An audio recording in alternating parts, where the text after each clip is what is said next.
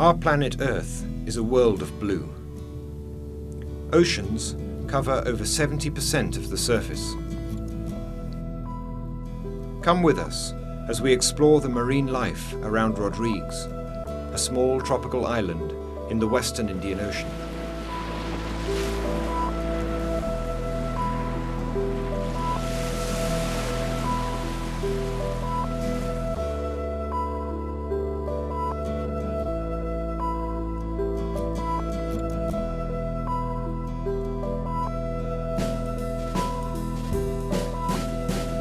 The Reef Beneath will take us on a journey.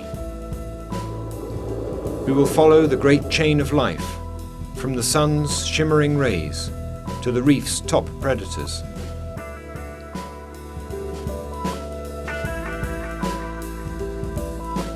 We will travel from the open ocean across the reef's vibrant gardens to the lagoon and the island's shore.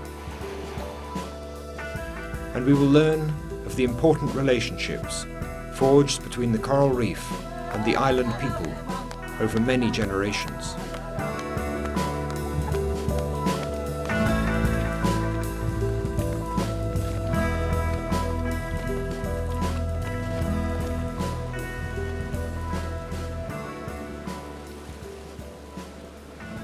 Sunlight lies at the base of all life on Earth. Its powerful energy penetrates the surface waters, where minuscule plants capture the light to build a multitude of bizarre shapes. These plants are known as phytoplankton. Invisible to the naked eye, their vast numbers, scattered across the world's oceans, produce over half of the oxygen in the air we breathe. Drifting alongside are tiny animals, the zooplankton. Some of these strange creatures graze on phytoplankton. Others feed on each other. Complex battles for life begin in a world too small to be seen.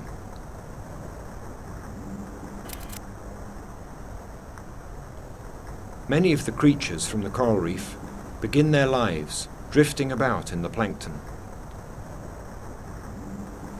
This barnacle larvae is 1.5 millimeters long.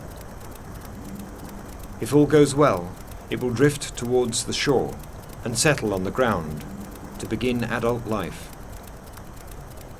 However, before reaching safety, there are many hungry mouths to avoid.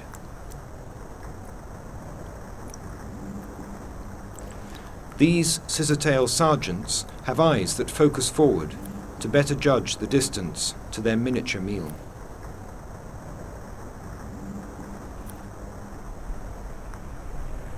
In shallow waters, the sun's energy reaches the ocean floor, and other plants, like these red algae, can grow in abundance.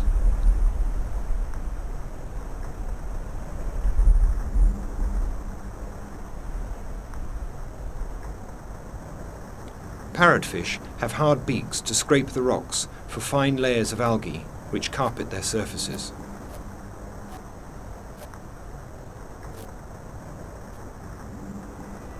From sunlight to plants to grazing fish, a chain of life is built. And lying at the end of this chain are the ocean's top predators.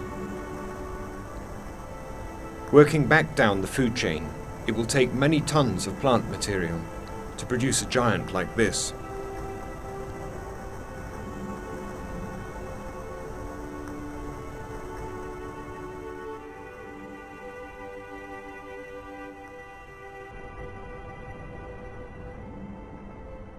Over much of the Indian Ocean, the waters are several kilometers deep, and light cannot reach the ocean floor.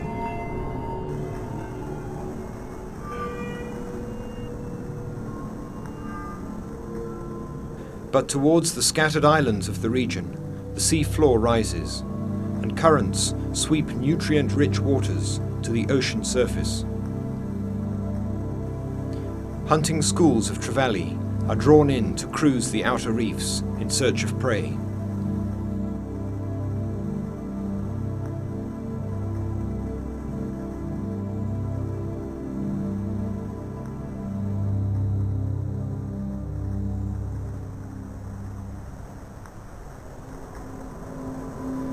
At 30 meters deep, this huge Gorgonian sea fan has taken many decades to grow.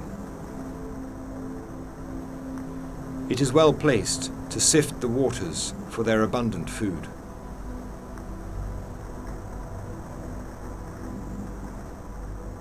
Shallower still, there is an explosion of life and colour. Here there is a greater diversity and complexity of life than on any other part of the planet.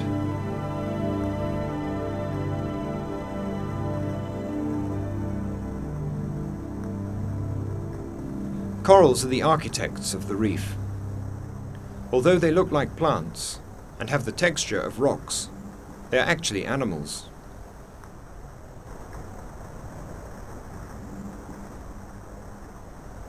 An individual coral is built up from thousands of polyps, tiny tubular structures with a mouth on top, surrounded by a ring of tentacles. The polyps build a skeleton of limestone, working together as if they were one.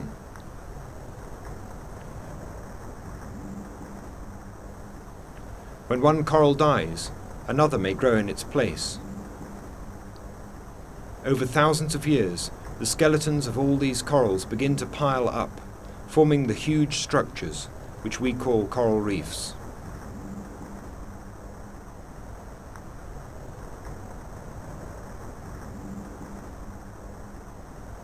Arriving at the reef from the zooplankton is a dangerous time for many young fish.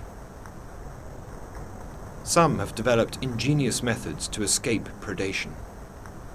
This is not a piece of algae, but a juvenile wrasse, perfectly disguised. With slow movements, it swims downwards to secure its newly found position on the reef.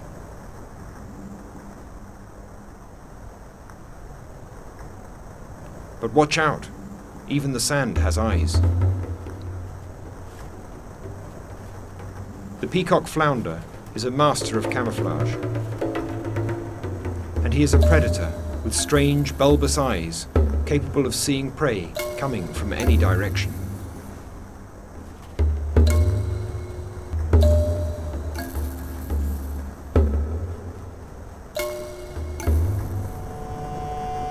Another ingenious hunter is the strangely shaped trumpetfish. From end on, these fish can appear quite small, allowing a close approach to unsuspecting prey. But their mouths are very large.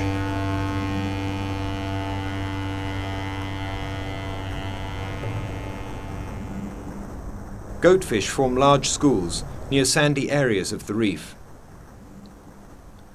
Individuals venture from the safety of the school to forage in the sandy bottom.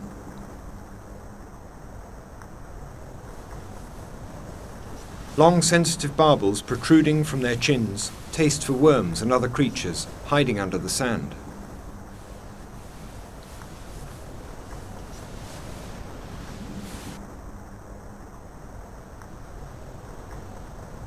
Also venturing onto the sand is the synaptid sea cucumber, which uses its feathery tentacles to pick up detritus.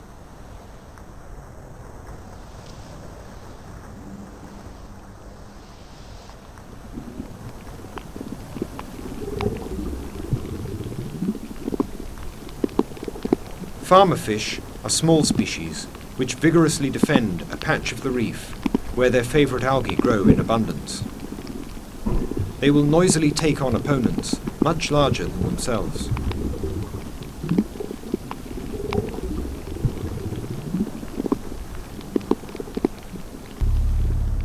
Surgeonfish also have a taste for algae.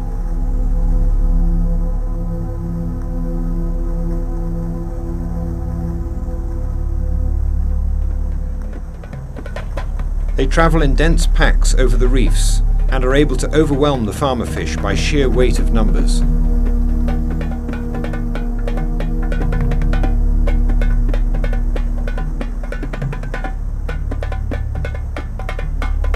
The farmer fish valiantly protect their territories, but in a few seconds, a carefully tended garden can be wrecked.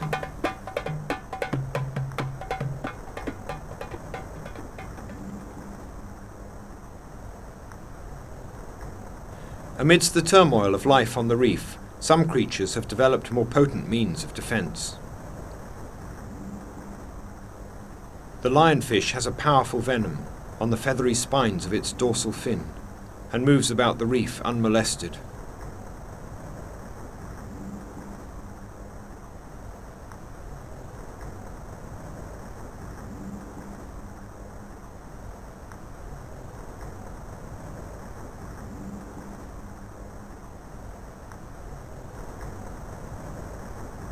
In another part of the reef, this giant stingray rests undisturbed under a coral overhang.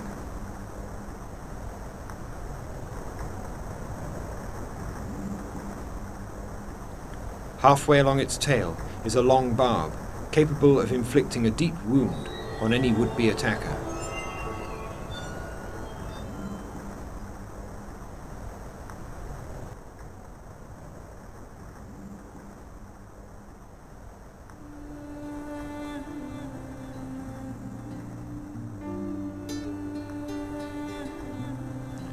The coral reef is an intricate, beautiful world. A myriad forms of life interact in a delicate equilibrium.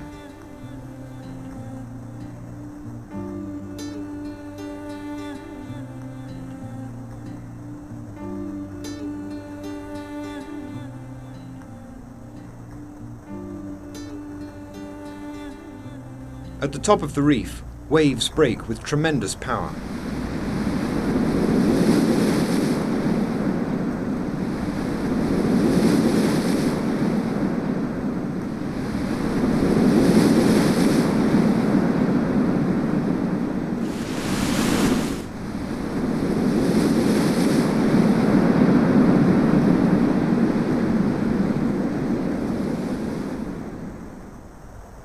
Over this reef crest, in the calmer water of the lagoon, we find patches of boulder and branching coral, providing good hiding places for fish and octopus. Octopus are superb hunters, using intelligence and stealth to capture their prey. They can change colour in an instant, and can even change the texture of their skin to blend perfectly with the algae.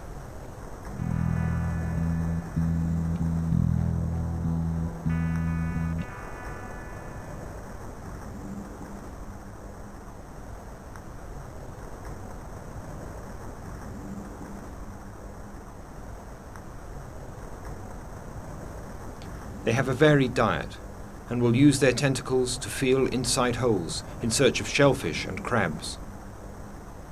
They will even chase fish.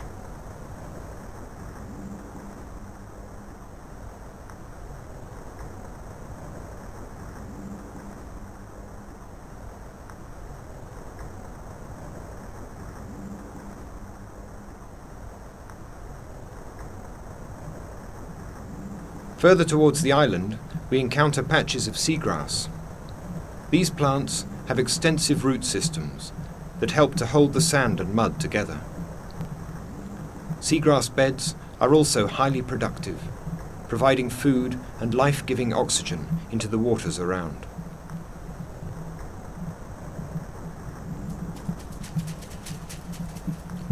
Geometric moray eels are voracious predators that use the seagrass to hide and to hunt. Their slender bodies weave through in search of small fish and crustaceans.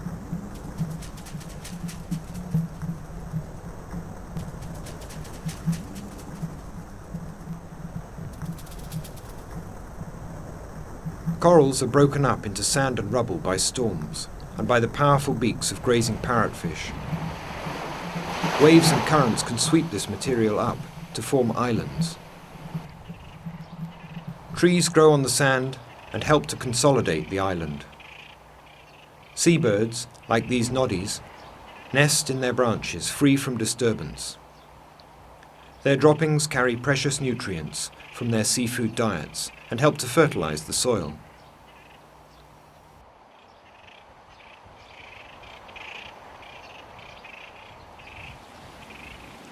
Other creatures may be carried to the island by more unusual routes. Logs drifting far out at sea pick up many hitchhikers, including burrowing worms and these goose barnacles. For them, the log was a reliable hard surface to settle on after early life in the zooplankton.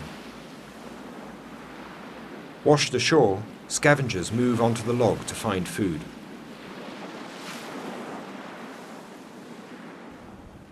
Close to the coast of the larger islands, another important habitat can be found. Mangroves are extraordinary trees which have developed the ability to grow in salt water.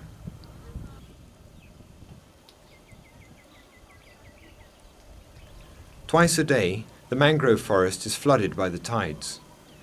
Fish and other animals come in to use the complex root network as a protected breeding and nursery ground.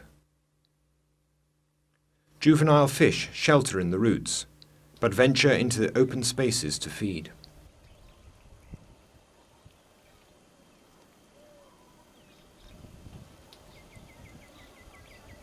A small fish, however, is an attractive snack for a wading bird. This green heron cautiously stalks its unsuspecting victims. Alerted to its presence, the fish race for the shelter of the mangrove roots. But for one, it is too late.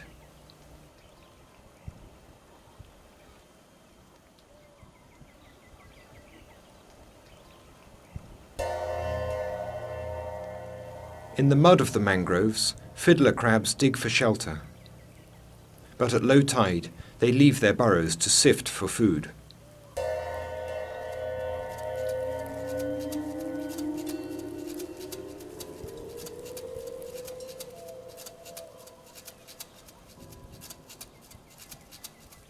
This giant claw makes eating something of a challenge. However, the male fiddler crabs also use it to signal warnings to other males and to attract the diminutive females.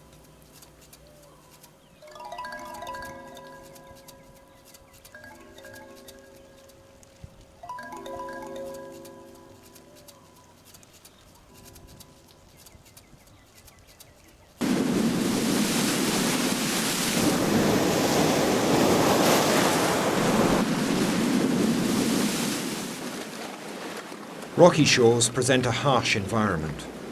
Nonetheless, a multitude of hardy plants and animals have adapted to life here. Sea urchins shelter in cracks and crevices. Good hiding spaces are few and far between. Using their tube feet, these urchins are fighting, in slow motion, to determine who will get the best position.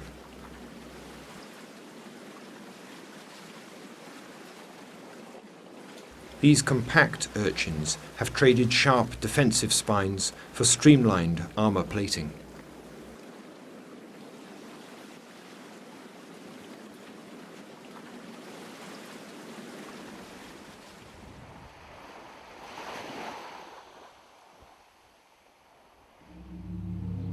The moon exerts a gravitational pull on the oceans. Along the shore, this is seen in the twice daily rise and fall of the sea. Tides. On the outgoing tide, waste products are flushed out of the lagoon. The falling waters leave many animals high and dry. Snails graze wet rock for algae. As the rocks dry out, they clamp down tightly to conserve precious moisture.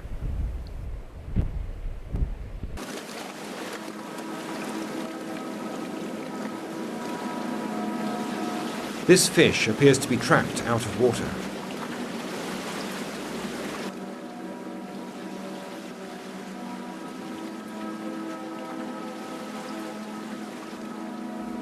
In reality, these jumping blennies have evolved a unique adaptation to life on rocky shores.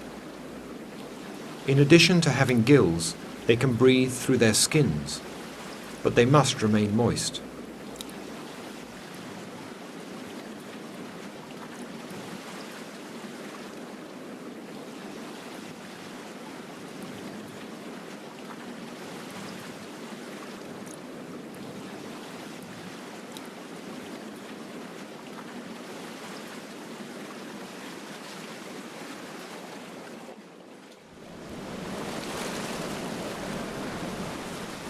The tide rises, waves push water over the reef, and the lagoon fills up.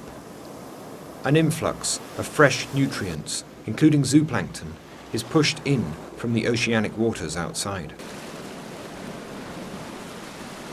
The surrounding reef acts as a wall blocking water flow. Channels cutting through the reef act as funnels where the water flow is fast and powerful. Aided by the wind, strong currents may form right across the lagoon.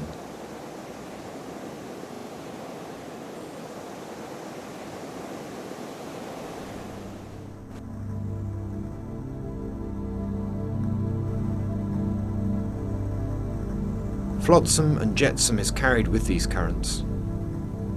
The octopus, fish, and other marine animals that began life drifting in the plankton rely on these currents to carry them from the open ocean to the island's coastal waters.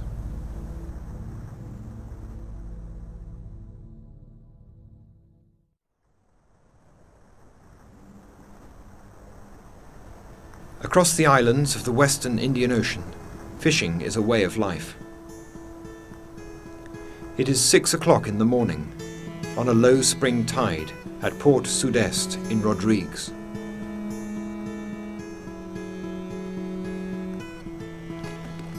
All of the fishers are gathering for a day's work.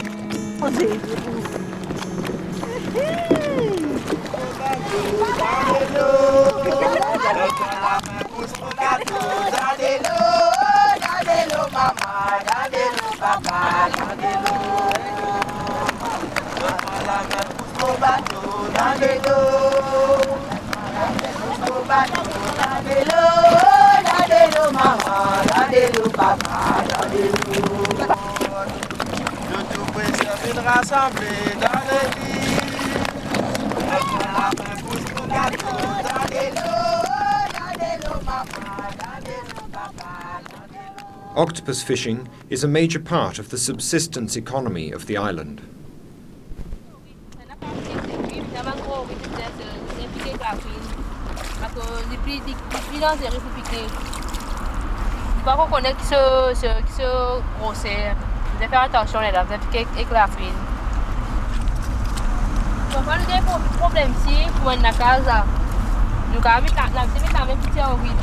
Mais quand même maintenant ici là-dedans, et madame juste il a mis sur les doigts avec dans la case rectangulaire dans le mordi.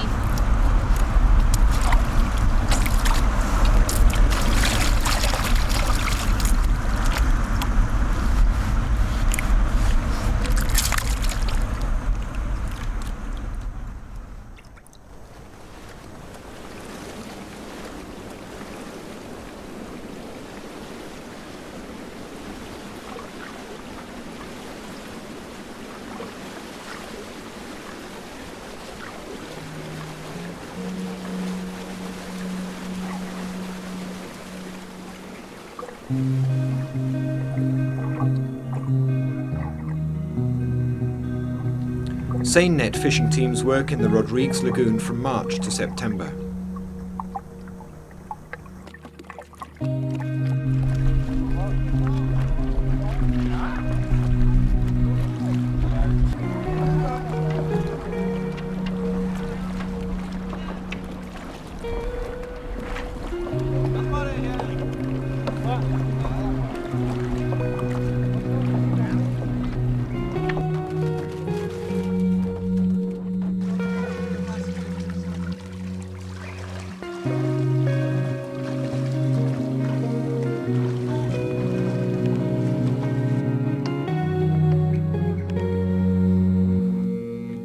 Using bait collected from shore, fishermen use hand lines to catch a variety of fish, including trevally, rabbitfish and grouper.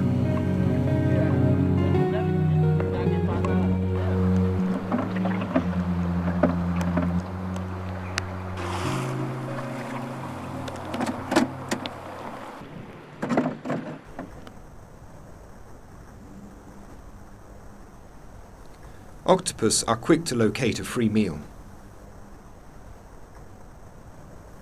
A fish trap represents a living pantry.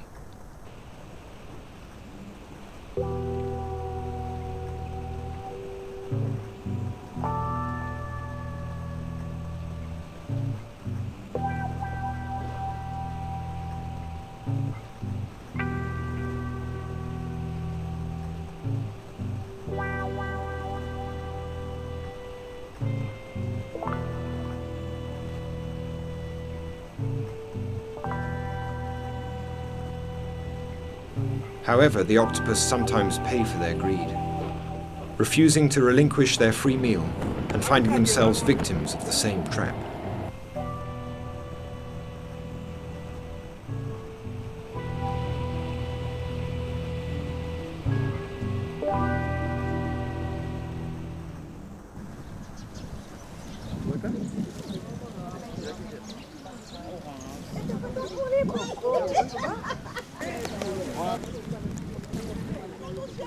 For generations, people from Mauritius, the Seychelles, Comoros and Madagascar have benefited from the bounty of the reef. But as populations grow and lifestyles change, we can no longer rely on the constant provenance of our coastal waters. Growing levels of fishing are a particular cause for concern.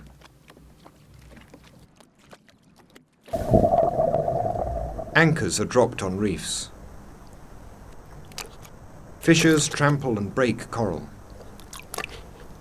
Lost or discarded nets continue to capture fish, unwatched and untended.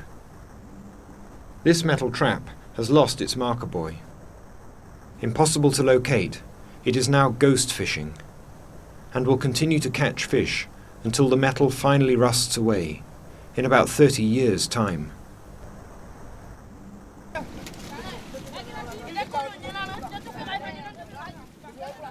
In many areas, overfishing leads to the taking of ever smaller individuals. These fish are being captured long before they reach maturity. They will not produce any offspring to restock the reef. By catching them so young, the fishers are undermining their own food supplies and those for their children and grandchildren.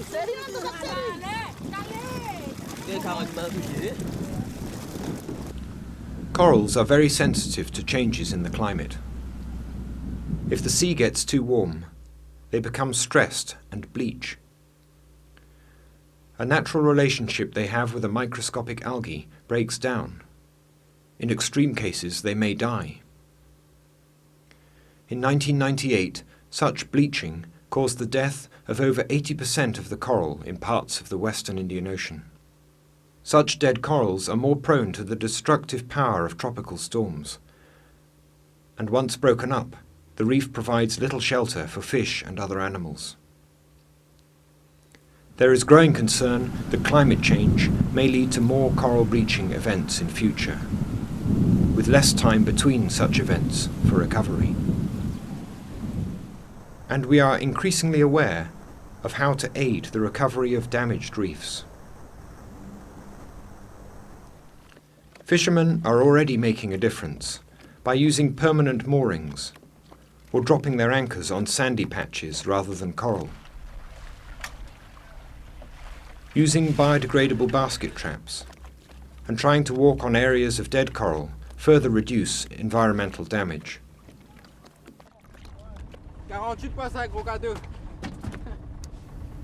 Scientists in research centres and organisations throughout the region are improving their understanding of the ecosystems. Local initiatives to protect the reefs are being implemented. Education is a critical tool. Marine fishery reserves are one of the most exciting new approaches. In collaboration with local fishing communities, small areas are set aside where all forms of fishing are strictly banned. These reserves become oases of life, and the benefits spill over to the surrounding waters. Within just a year or two, fishers find that their catches across the wider area increase dramatically.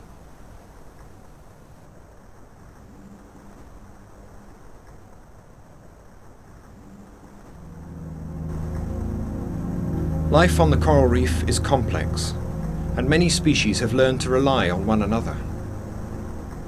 This anemone shrimp makes its home amidst the stinging tentacles of the giant sea anemone. Here it is safe from predators.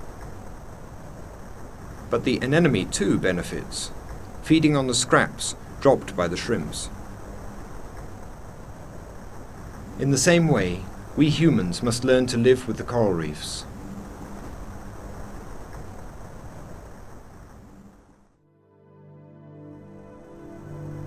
Turtles are among the reef's most ancient inhabitants.